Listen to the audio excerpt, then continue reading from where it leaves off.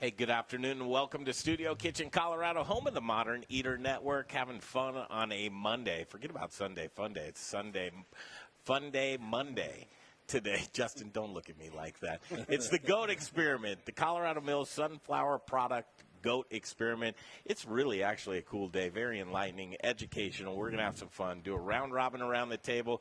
Greg Hollenbach, Ross Kaminsky by my side, morning show host on KHOW. Welcome. Hey, great to be back. It's good to see you here. I brought you in blind into this little experiment. You really, truly had no idea what you were going to get out of this. Full value. Did you have a good time today? Oh, it was amazing. I learned a lot, and it was fun and delicious, which is really the main thing, I think. We're going to dig into this. So we have ranchers here with us today, Colorado ranchers.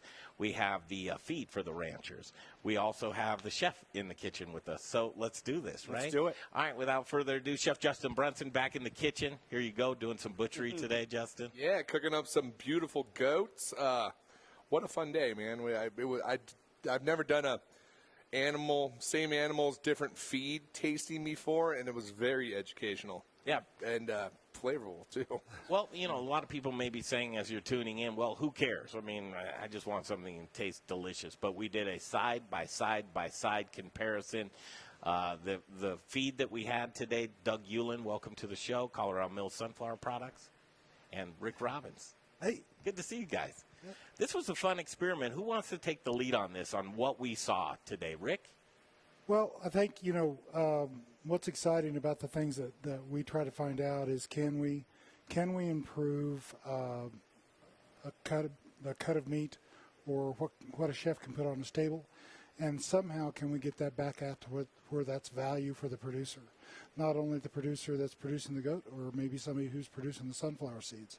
Can we get the value in that quality of meat and get it where it's steady? And why one of the reasons we like the goat thing is goat's pretty scarce in Colorado as far as eating goat, but as far as growing goat, it's not. There's several goat producers in Colorado. So a lot to take in, more and more these days. We were talking about a lot of people are concerned you are what you eat, right? But what are the animals eating? I think that's a very interesting proposition because the taste and flavor profile. But what makes this viable for the end consumer? And, Chef, I'd love for you to jump into that. Is it just flavor? But a lot of things have to make sense to come to market. Totally. Value, price, what does it cost for the feed? You go down the line. Right. As a chef, I'm looking for something that is flavorful.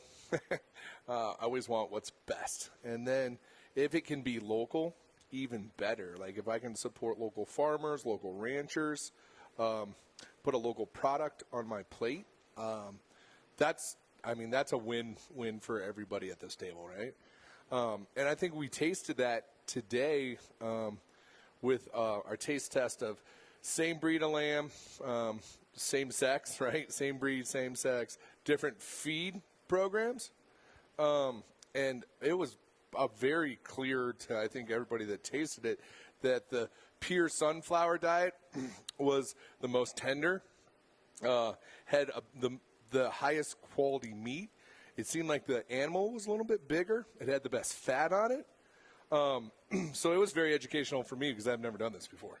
And I wasn't really sure what to expect coming into today. But, like, going out of today, I would definitely pick that 100% sunflower-raised goat over even the mix and definitely the conventional. I like the mix, though, too, because it did have a little bit more of a goaty flavor, and I kind of like that goaty flavor. But, like, I almost look like the 100% sunflower would be like it's your fine dining goat, like you have something like you would see on the plate at the French Laundry.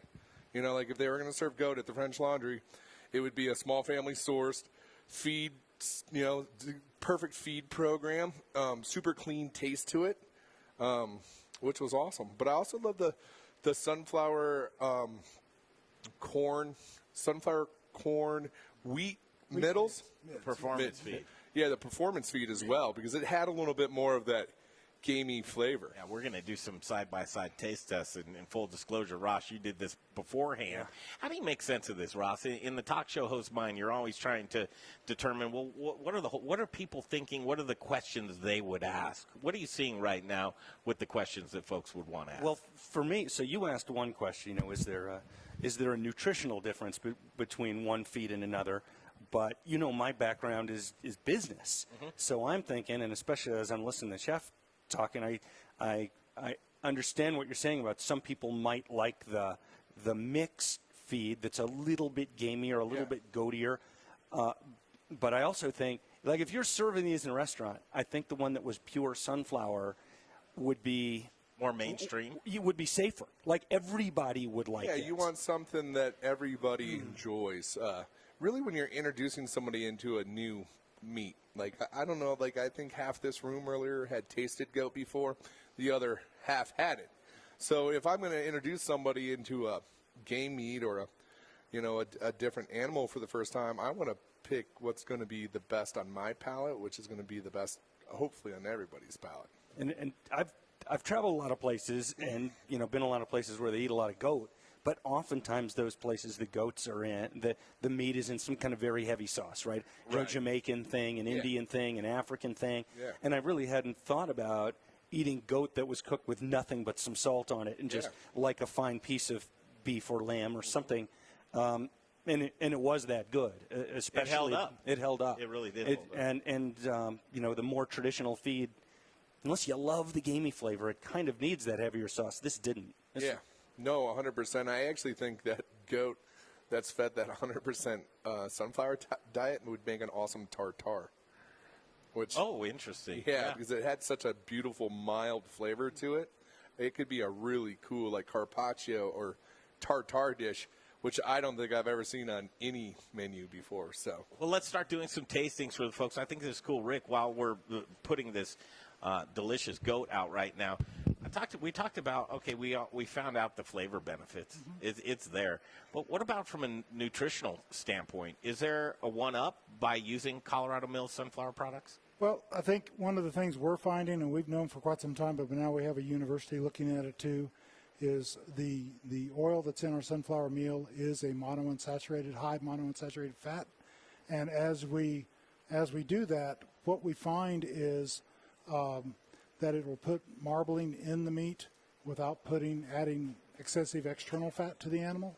And what's that doing? I think that was some of the tenderness things that we see here today, that we get a more tender meat because we're actually seeing it not only in animals that we eat, but horses that we are feeding this product to. They seem to have energy longer, and once again, that oil is going into the muscle first. As we've all said, we are what we eat. Maybe that's also good for us in us consuming monounsaturated fats over some of the others. So I'm just excited once again, and I've said this when we did our other one, is to have from the farmer clear, from the producer clear to the chef, clear to your plate, and find out what is it. Yeah, now, we know the story, guys. We're in the kitchen. We're doing the samplings. But the end consumer, does the story matter? First of all, where has this been? Why is this new to market? Is this something other folks, it's available to them, this feed? I mean, how do we work through that of, like, are we introducing something new? Well, actually, we're probably introducing something old, if you really want to know about it. Present day, most of the oil seeds today are produced or oils are produced by taking the oil out by hexane solvent extraction in the process. We are only expeller pressed, which means we're just only using pressure to remove that oil. Well, it wasn't many years ago. That's how all oil was made. They didn't do solvent extraction. So now we're going back to probably an old school, but we're actually seeing the value. Because they always said, well, the meal, they left that oil in the meal. Our thought is, well, okay, so that has value somehow. Let's find what that value is, and I think we're finding that. And I think sometimes we forget what we've already learned. I'm a firm believer. I certainly know how the pyramids were built because nobody told anybody how they did it. Just one generation later. So, that's how we forget all of this stuff and have to relearn it. Yeah. So. The Jagger family's here with us who Yes. actually raised Yes. the goats. This is, Yes.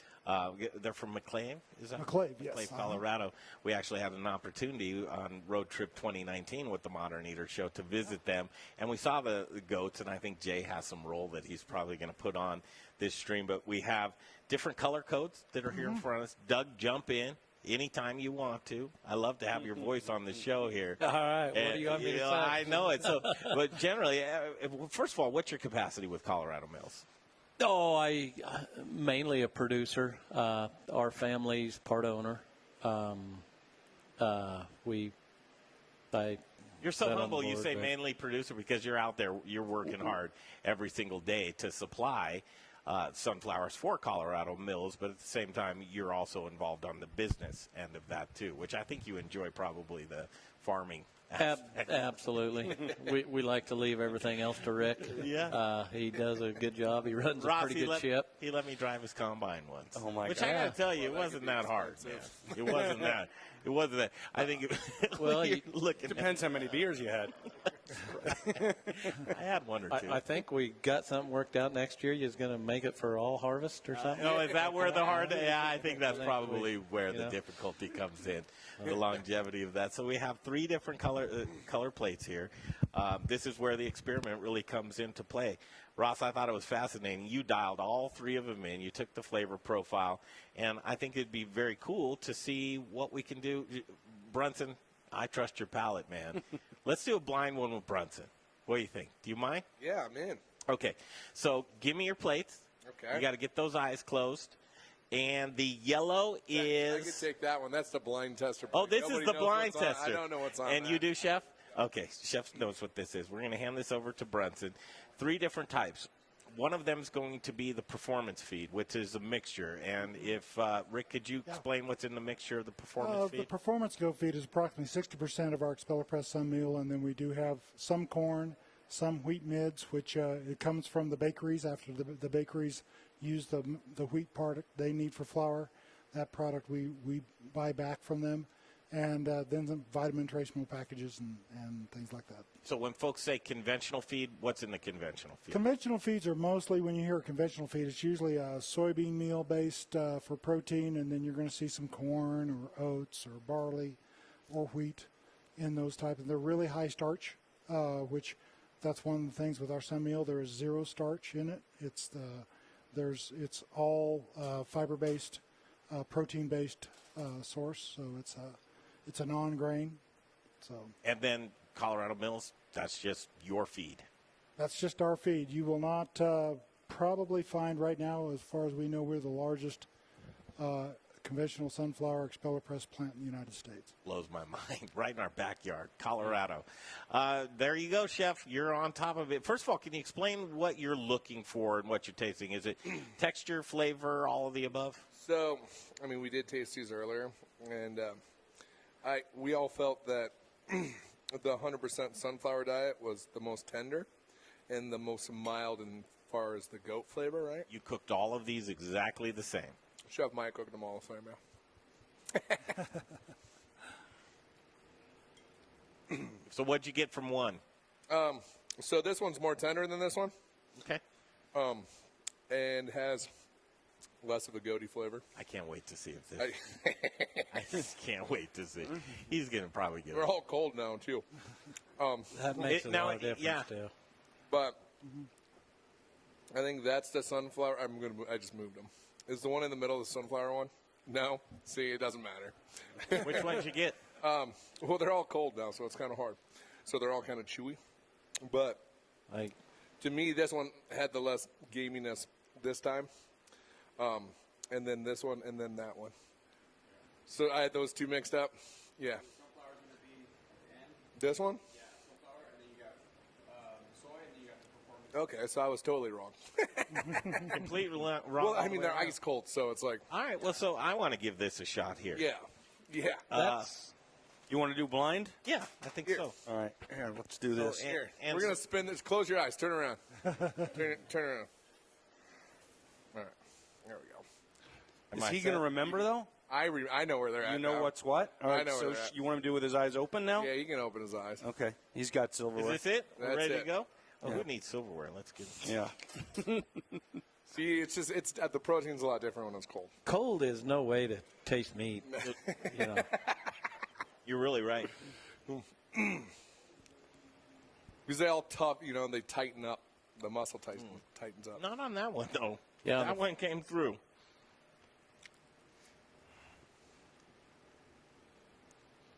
The best flavor to me was the middle one. So that would be the mix. You like the little bit more goaty flavored one. The goatiest flavor was far left to me. No? How about this far right one? That's the goatiest. That's the flavored one. goatiest flavored one. I like how you were tasting them all within your mouth at the same time. I mean, I don't know how often you've had people stare at you while you're eating, but you want to hustle you'd through that imagine a as lot, quick as actually. possible while you're doing that. But There's nothing more uncomfortable than eating when people are watching you. first time around, when you had the taste and when the temperatures were correct, Ross, you dialed them in right away. Yeah, we tasted them all. So earlier, we tasted them while they were still warm to hot, and then Greg gave me blind taste test, and I could identify them, and it was pretty easy. So that's also kind of interesting because you're the professional, and if you couldn't, If I can't tell the difference. that means that the temperature change made an enormous difference, and which is really neat. But to me, though, the difference. I mean, the meat's going to seize up as it gets cold, right? It's going to seize up. And then eating something cold for something warm. When something's warm, it tastes more. And then, it's just like cheese. You eat a piece of cheese right out of the freezer or let your cheese plate sit out for an hour. It tastes so much better when it's sat out for an hour. Same thing with meat or any other protein. Yeah, let's get the ranchers on here. I think this is a interesting thing because we had an opportunity to meet. Now, these young guys right here, Corbin's coming on, and so Cassidy and Corbin, they're the folks that really took this project on, and come on up here, because the Jagger family out of McClave, Colorado. You have Wiley down here, close to Wiley, though, right? Yeah, right in between. Right in between. Now, you have a background in agriculture. You actually teach agriculture, don't you? I do, yeah. I've been an ag teacher for 20 years. Taught 14 years up where Mr. Euland's at, there at Eads, and then we moved down towards the McClave Way. Yeah, Lance Jagger, McClave Way. So agriculture, and you guys took on this project. Welcome right here. Thank you, guys. you. I know you look a little older, man. Different shirt, too. Yeah. Very sharp. Where do we begin with these guys? I always find it fascinating how do you keep them motivated to want to continue on doing this? Oh, can I say that on radio? Sure. No, they've both been raised around it their entire life. They know what the expectations are. They know to get up early before school and get the chores done. And they know that after basketball practice, whatever it is in the evening, there's more chores to do. They know that the first of the year, here comes babies, time to kid outdoors. And they just know. I mean, they've been raised around it. They know what to do. Yeah, you got to put down the PlayStation. We don't have one of those. You don't have one of those. We don't have one of those. Oh, man, fantastic. It's good parenting. That is good parenting. Guys, what do you think? First blush, first of all, with the animals, how was it raising them? Hard sometimes, but like weighing them, we didn't like that. But at the end, it's good to see how they came along. Yeah, no doubt. Did you mix up the feed at any point in time? No, No, it stayed mostly the same. stayed the exact same. Yeah, but we changed how much we were feeding them. They wouldn't clean up all their feed, so we would give them a little bit less so that they would clean it all up. And there was times whenever they cleaned up all their feed and you give them a little more, right? Yep. Try to push them along. Yep. What feed did they like to eat the most? They tended to eat the pelleted feed more, so that would be the sunmeal feed, because goats sometimes are really picky, so the soy goats would pick through and eat the corn or eat the pellets, and then they would leave the barley or other stuff in there that they wouldn't want to eat. And if it's in a pellet, then they don't get the choice. They have to eat it all. So I think they tended to eat the pelleted feed more. I would agree. And it was interesting, we were talking to Zach earlier. Goats are browsers, right? And so they don't eat cans. We talked about that.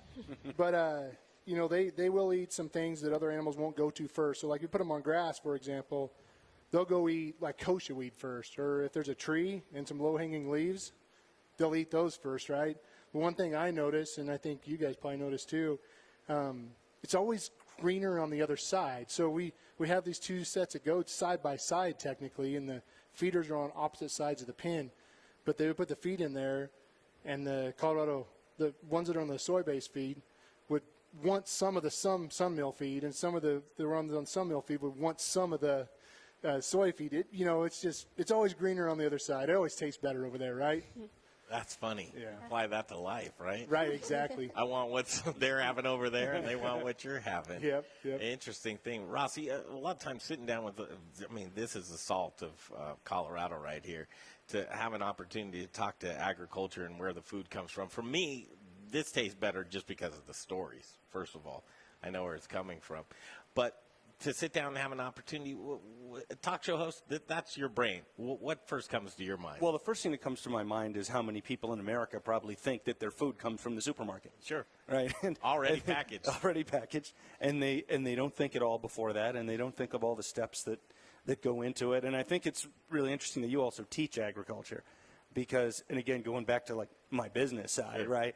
I mean, you're not just learning and teaching about what does a particular animal eat or what's their life cycle, but there's a whole business here. I mean, it's your business.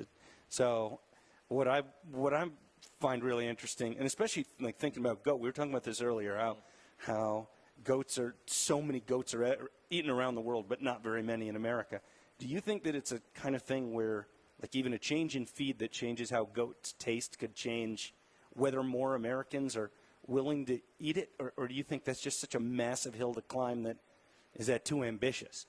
Great question. We were talking earlier, I think to Ruby actually about this. I think beef is what's for dinner, right? And we all know that slogan. We know tons of slogans. We can rattle them off right away. And I think as goat producers, we've got to get on that kind of bandwagon. You know, they have the beef checkoff, they have the pork checkoff, they have all those kind of things. Goats, it's what's for lunch. I mean, we have to figure this out, right? Yeah. I mean, you got your goat? Yeah, exactly, right? Something I'll something go ahead to get it going. Get that on. Trademark that one. Check it off your list, right? Mark that one, Jay. But no, not that we've ate goat the whole time we raised it either. I mean, we started raising goats. Why? That's why we started raising goats. Because I wanted to have a goat. And do what with it? And show it. So that's a whole other industry, right? To be able to exhibit these livestock and see how you can compete against others. One thing that the chef was saying about firmness of fat, and I'm going to let Cass explain this too, because we were talking about this a little bit ago. It does matter in the show ring too. And so that's why we feed this feed. Now we get to taste it, and then we know it tastes better, right? I mean, you could taste it. You guys had to have those cold pieces. I'm sorry. But we know it tastes better. So what's the deal with that, Cass? So whenever you're showing an animal, there's ways that you can tell how their fat or their finish is going to be even before you butcher the animal. So whenever a judge is feeling an animal to see how much finish it has, he feels over his rack or where his loin would be. And so freshness is what we call firmness. Yeah, firmness.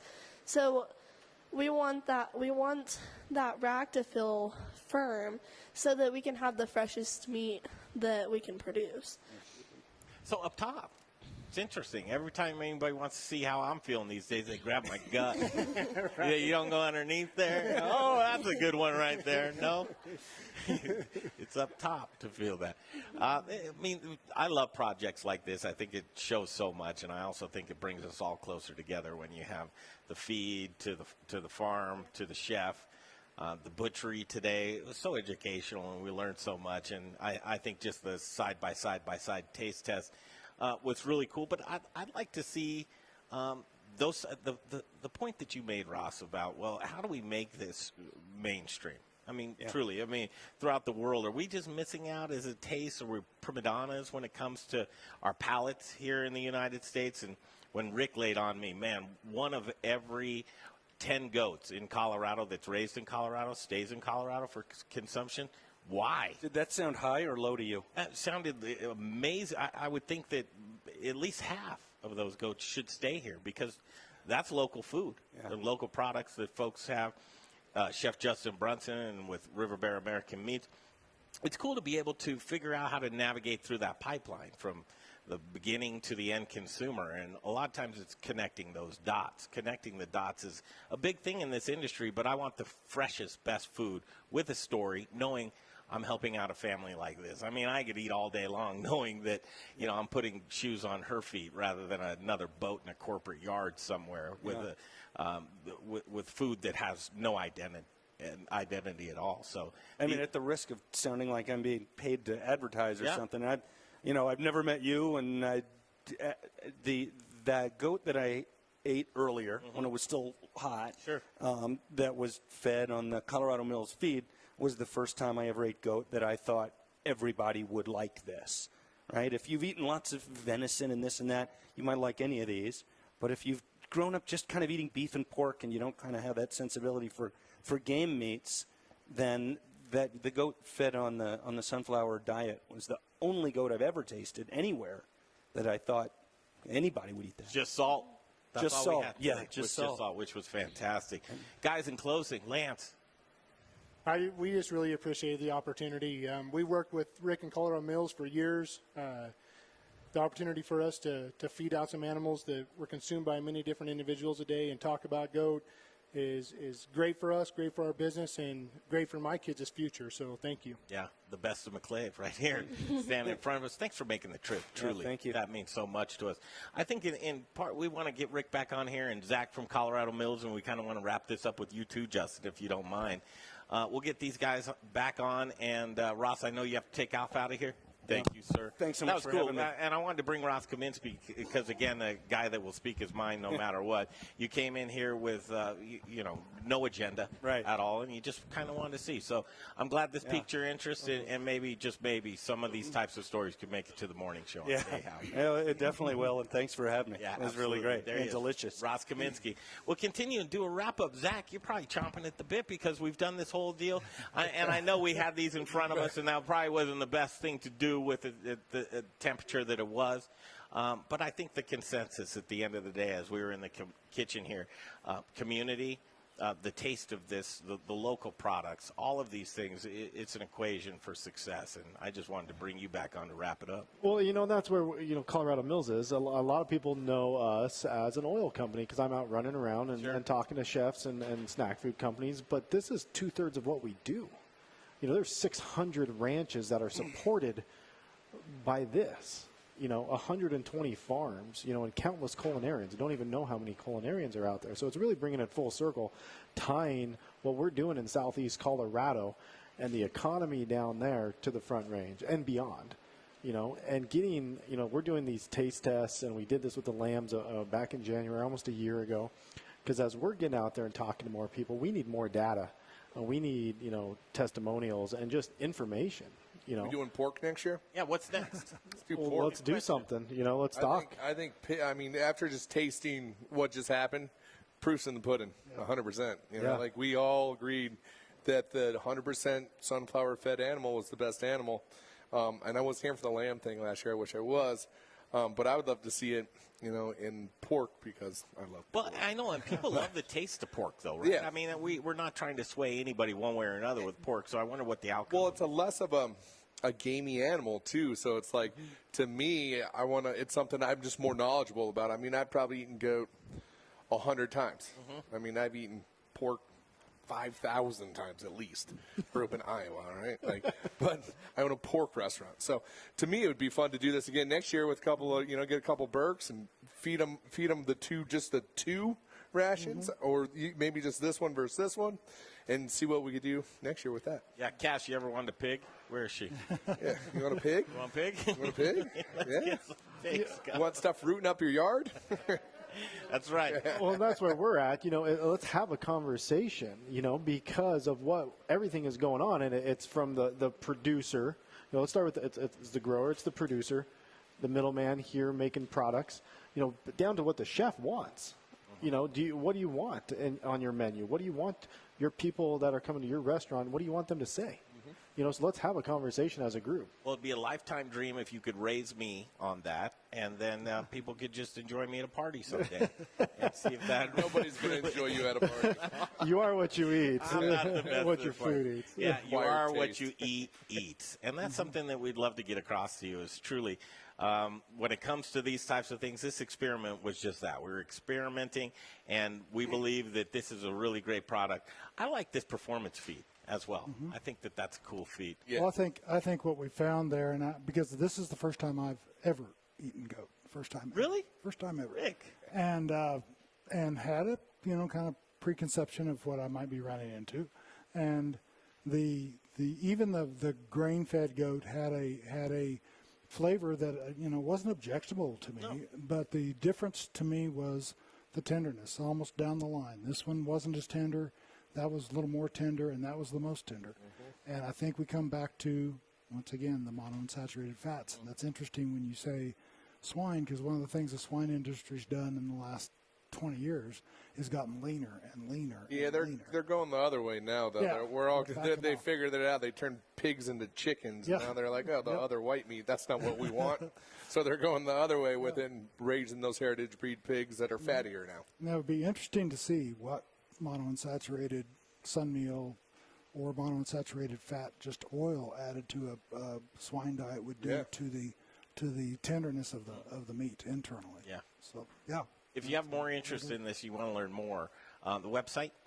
www.comills.com. So like Colorado Mills, but comills.com. comills.com. And a lot of ag folks watch what the content that we produce. And Jane Levine, I think, that we met from Salida, Colorado, and a rabbit farm that she has. She was onto this last year and also a buyer of the Colorado Mills feed.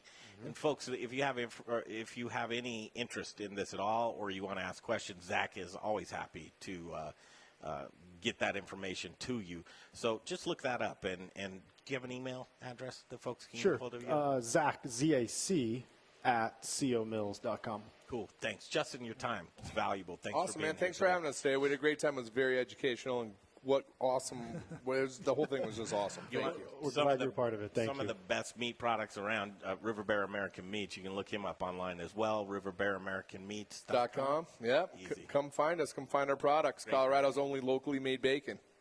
Is that true? Yeah, the only one made in Colorado.